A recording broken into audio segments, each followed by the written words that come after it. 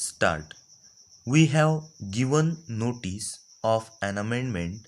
Even if you want to continue the existing provision, you could provide for an exception saying that the journalist must not be required to disclose the source of information. It is not a question of just the newspaper, people and the public being apprehensive over these things.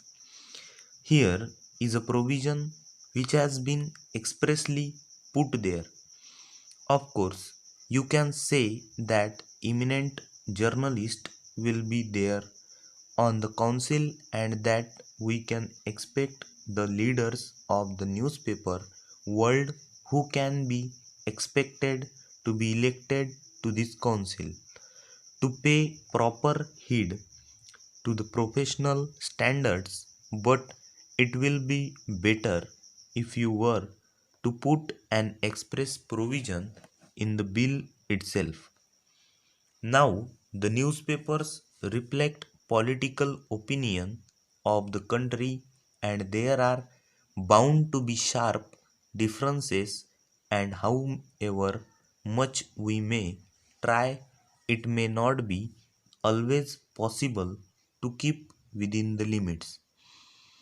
By this provision, you are giving them a handle to force an unwitting journalist or somebody holding a different view to disclose the source of information that is not called for. Para. Coming to the other general powers of the Press Council, it is true, as mentioned by the Honorable Minister himself, that the powers granted to this body are far more and go far beyond the powers granted to the British Press Council in the particular statute.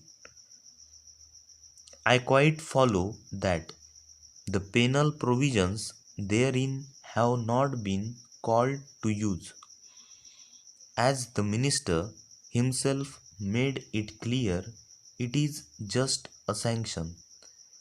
The body to be created will enable the profession and the industry to regulate themselves. It is some sort of a voluntary thing which is there.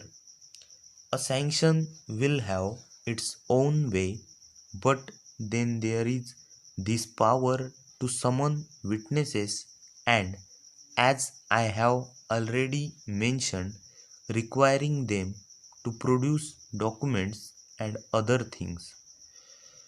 When you give all these powers, at least some of us feel that in the present setup in our country, these powers are a little excessive. They are not called for in the present conditions existing in our newspaper world. Some of these powers have not been found necessary to be given to the British Press Council even, and yet we are investing our Press Council with such powers. It will be a rather hasty experiment to make in entrusting our Press Council with these things. Para. The question of censure is there. After all, we want our journalists and our newspapermen to voluntarily enforce a conduct and try to improve their standards of journalism, which will always be in their own interest. Over.